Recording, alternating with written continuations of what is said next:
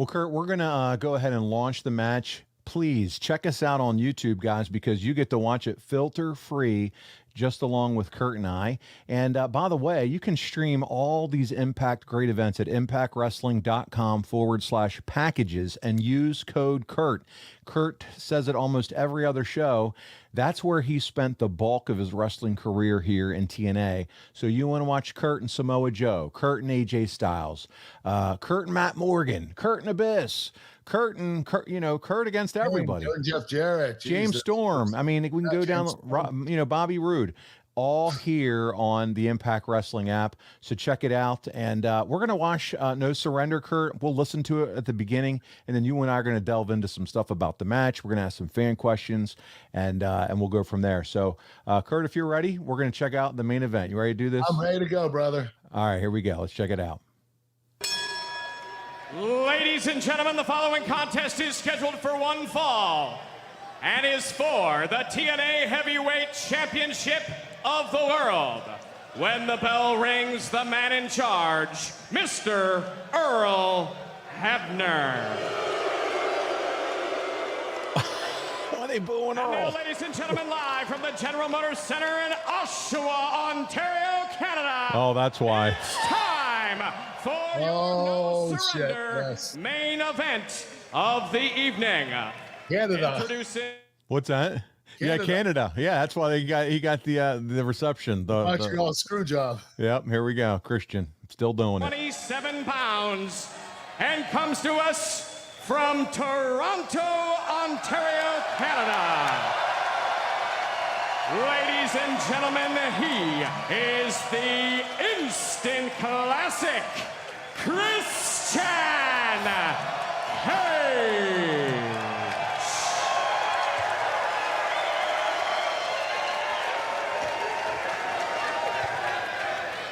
And now, ladies and gentlemen, introducing challenger number 2.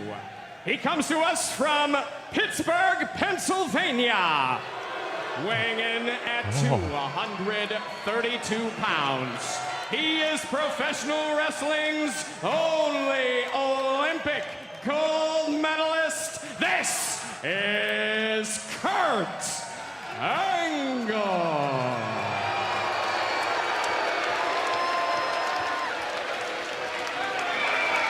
And now, ladies and gentlemen, introducing, standing in the corner to my left.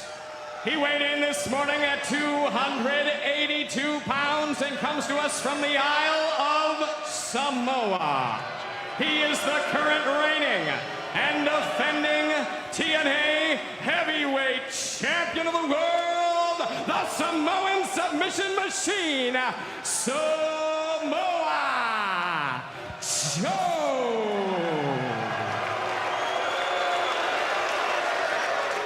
I love the instant classic moniker that Christian Cage has here. I mean, that's just cool. The instant classic. To me, I love it. And I thought that's really fun.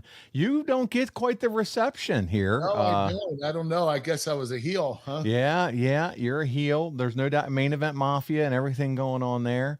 But listen, let's get into this as you guys start to kick off the match. I want to share some things with our audience. The main event was scheduled as a 4-way with Booker T, but due to Hurricane Ike shutting down the Houston airport, Booker couldn't get there for the show. And even though Sting was there as a suitable replacement, they decided against using him because it would take away from Bound for Glory.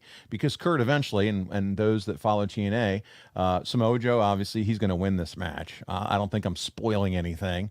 And he's going to go on to take Sting on it, Bound for Glory. But it had been announced earlier in the pay-per-view, but it was never announced to the live crowd for some reason, which led to "We Want Booker" chants when the main event starts. Kevin Nash, who did promotional work for the show and would have been a good storyline replacement, was not flown in, although the reality is he probably would have hurt the main event. Okay, this is the torch, not me, which is, I don't need Kevin Nash coming at me, which on this show wouldn't have been a positive. So, Kurt, at what point in this show do you hear Booker's not making it? Oh, we heard late in the afternoon, and it was like, oh, shit. That's a big, that sucks because Booker's a big name and he's very talented, But to be honest with you, we were kind of somewhat relieved because it's a little easier to do a triple threat than a four-way. The four-way is really, really hard to do because, triple threats, you rotate. You have two guys in there. One guy bumps the other guy. That guy goes out. The other guy comes in, attacks the other guy. They go at it for a little bit. Then you keep rotating in and out. And with a four-way, it's just really hard. And that's exactly what's happening right here, right? You're gone. You've already been, I'm down taking a rest. I'm selling while these two are going at it. And eventually I'll come in once somebody gets bumped.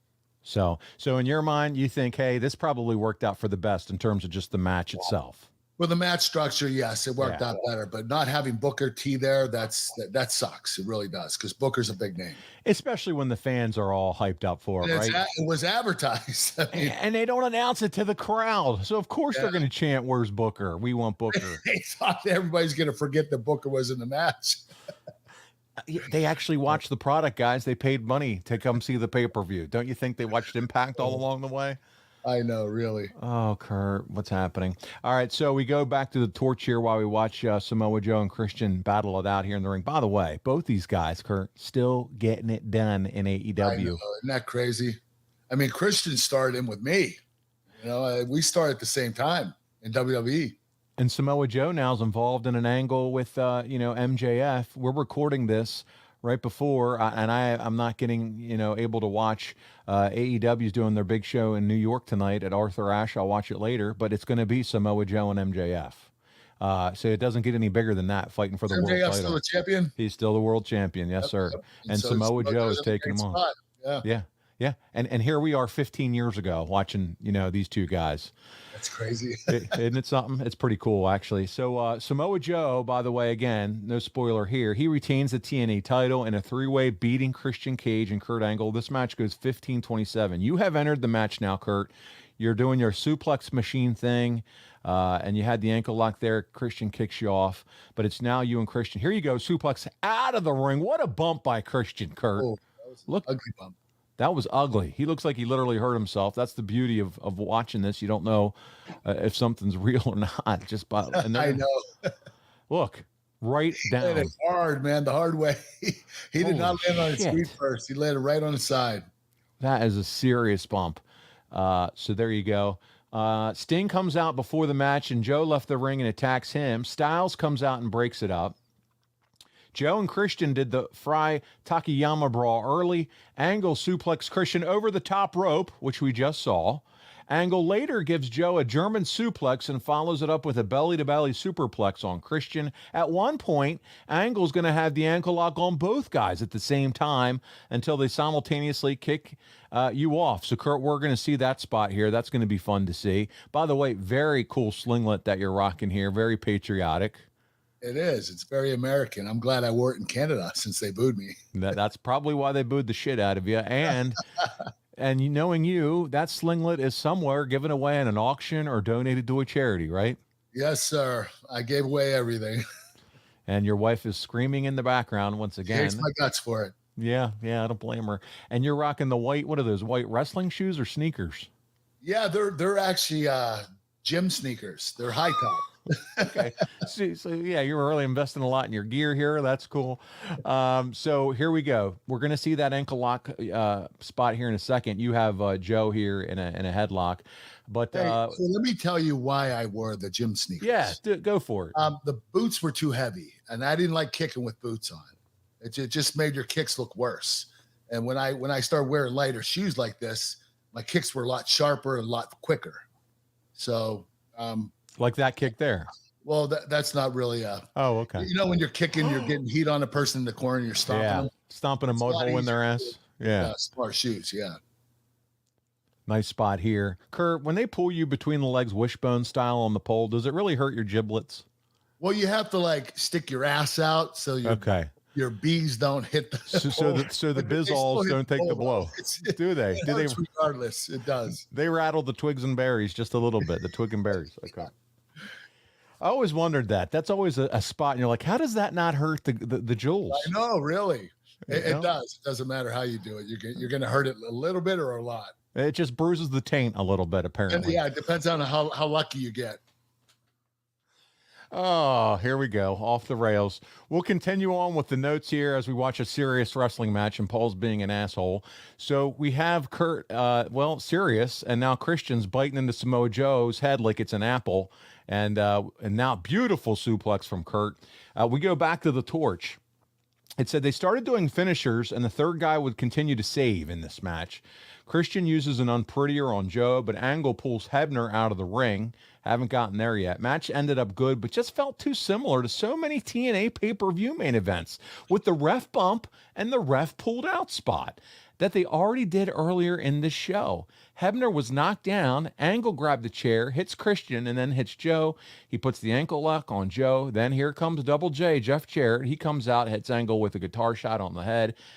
With Angle's neck, I don't know if he should be taking those. And that's a great point. We didn't even talk about that. I know you say the guitar's gimmicked and it just cut you up, but with a neck injury, why risk it? You know what? It's my fault because I'm the one that took it. I agreed to take it. I could have said no, but I didn't. Or I could have put my hands up. It's really my choice. That was my fault. Kurt, I just wish I knew you back then. I'd be like, buddy, what are you thinking? You can always say no, Paul. I wish you would have said Doesn't no mean more. they're always gonna, be happy about it. If you would have said no more, you'd be wrestling tonight for AEW. I'm just kidding, guys. Not AEW. I'm just kidding.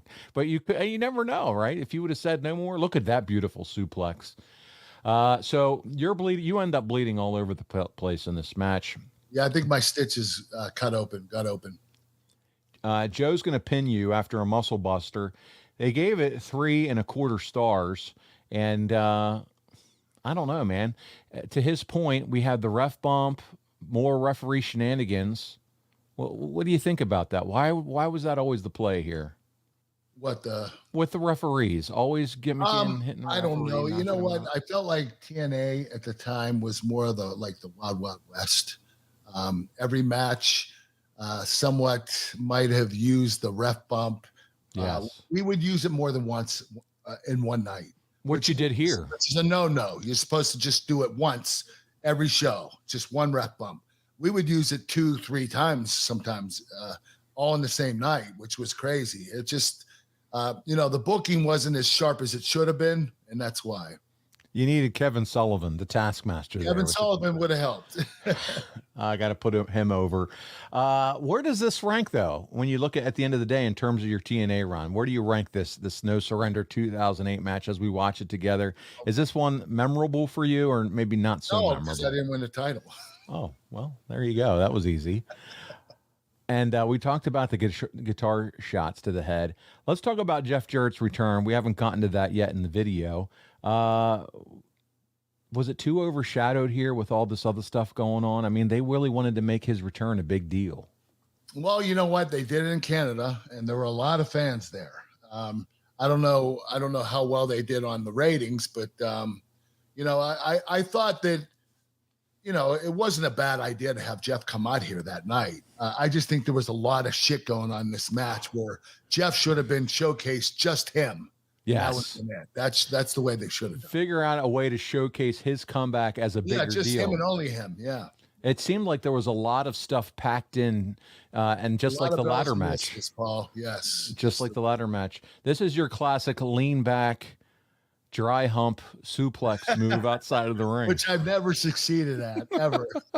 The one with you and Big Show. Oh, that's so good. Oh, God, I know. When I'm sticking my hips into them.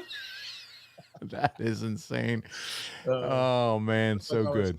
I'm glad we can look back though and have some humor and have some fun with some of this stuff, You have to laugh at some of this stuff. You do. As much as we love pro wrestling, there's humor to be found in it. And as much fun as this was back then, there is some stuff that we just look back now and you just can't help but scratch your head on. You have Samoa Joe here in the ankle. You know what? You can nitpick every show. Yeah. Any AEW, WWE, TNA. All of it. You can nitpick, and you know what? Most shows are really good. It's just they're not every show is flawless. That's all. Well, and two, you can tell wrestling has learned from its past in some ways. It has. It definitely has. Yes, they know when too much is too much. Yeah, booking has kind of gotten a little bit better. Well, yes. in some federations. A lot better. Yes. Yeah. All right. Well, another muscle buster here from Samoa Joe on Christian. Here's the other thing of note that I wanted to bring up while we watch this. Mick Foley would be announced as joining the company Were you happy to see Mick in TNA? Oh, God, yeah. I mean, Mick is not only a great wrestler, and I knew he wasn't going to wrestle much, but he was entertaining and funny as hell. I mean, he was a lot of fun to work with. I knew that, you know, I would be able to have more diversity by having Mick Foley there, because I know that we could do some funny stuff. Entertaining stuff. Yeah, I know what you meant there. But Kurt, as we continue to watch the ending of this match, we had a couple fan questions that came in, 3 of them that I want to go through with you as we continue to watch this. Joe, I think he's going to do a big dive here. Let's take a look. Holy shit, what that guy could do for his size. I know. He's crazy, man. You know what? I think that he used to be a lucha libre, a small guy in his first life. He gained a bunch of weight and he kept the style. Lucha Libre Joe. You know how hard that is to do right there? I don't, Joe's Kurt. Like, look at me. Does it look like I can't even jump 6 inches off the ground, buddy. I have no idea. Oh my gosh, man. That is so impressive. I just can't believe someone like Joe can do that. I mean, you were doing stuff like that off the top of the stages and stuff on the people back in the day. I'll tell you this, Joe's knees were not good either. He had a lot of knee problems, and this didn't help. That's why it's so impressive. Here we are 15 years later, and he's still doing it. I know. I can't believe this guy hasn't had his knees replaced yet. Well, he will at some point in life. Oh, God, don't say that. Well, I'm just saying you can't put this much on your joints. I don't care who you are over time and not have to have some type of repercussion. I paid the price. I know that for sure. Yeah. All right, Kurt, let's get to a couple fan questions while you're trying to not escape the muscle buster here. And you're throwing Joe around like a sack of potatoes. Actually, I want to see what Christian Cage does here because he's perched up on the top rope. And you chase. Oh. So he misses you, hits Joe, you come at him. Like you said, 3-way is so much cleaner than what it would have been. Yeah, 4-way would have been a lot more difficult. A wrestling historian wants to know, what did you think of Taylor Wilde? Thanks in advance. Taylor Wilde, Kurt. Taylor Wilde, is that the female wrestler? She I'm gonna look her up actually while we're watching the match here. But I remember her. She was a kid. I remember her. I can't put a name and a face together. Yeah, she was Knockouts champion in 2008, and but yeah, she was a Canadian wrestler. I remember her. She was really good. Yes. Yeah, she did a really good job. I was impressed by her. Okay. I thought she was a great worker. So especially, our Knockouts division was really good. We got a lot of talented girls. Absolutely. They just had Impact. Yes. They just had Impact 1000, by the way, as you can see below our screen here. Yeah, Gail Kim was there too. Gail Kim was there. They brought out all the legends, and I thought it was super cool the way they celebrated the Knockouts division. Gail Kim. Yeah, they did. They did a great job. And you know what? The Knockouts, they actually were the frontier of the women's division getting serious. Absolutely. Even quicker than WWE did. Yeah. Like the Knockouts was when everybody started taking women's wrestling seriously. They had the beautiful people there, Angelina Love, and they were great. I love. Okay, that could take a whole nother show to talk about them. Dylan is up next with another question. As we see you take a brutal, I don't care what you say, that looked like a brutal guitar shot, brother. It's always brutal. See, now you're saying it's brutal. Yeah. Well, you know what? You have to do it when your boss gives it to you. You just take it and say, please, sir, may I have some more? And here you go, muscle buster. And you got the 3 count. You're bleeding like a stuck pig. Yep. I probably had to get another set of stitches. And Samoa Joe is the man. Let's listen to the ending. Joe. Let's listen to the ending here. And as the blood flows down the head of Kurt Angle, Jeff Jarrett places the title belt on the shoulder of Samoa Joe. And ladies and gentlemen, we now know next month at Bound for Glory, our biggest pay-per-view of the year, Sting versus Samoa Joe for the title. There it is. Sting, Samoa Joe for the title. Kurt, we're going to wrap up this week with a few final questions. Dylan says, Kurt, your documentary is the best I've ever seen. Oh. What an incredible story. So happy for you and your family that you turned things around for yourself, your wife, and your kids. You're not only an Olympic hero, but a hero to many that are dealing with the same things you were, and you're an inspiration. Thank you for everything you've given to us fans and the memories. You're definitely a hero, but you're a legend. And as it goes in the Sandlot, heroes get remembered, but legends never die. And Kurt Angle is forever. Wow. With all that said, a lot of people say 2007 to 2009 was the greatest period of TNA, and some say, nah, it was 2002 to 2005. Did Kurt see any of the earlier TNA stuff? And what's your opinion? Is it 02 to 05 or 07 to 09? Of course, it's 2007 to 2009. That's when I was there. That's right, buddy. No, but listen, they had a great run. Those guys, they made a lot of noise. Why do you think I came down there? True. I mean, they were making a lot of noise, and it was like, holy crap.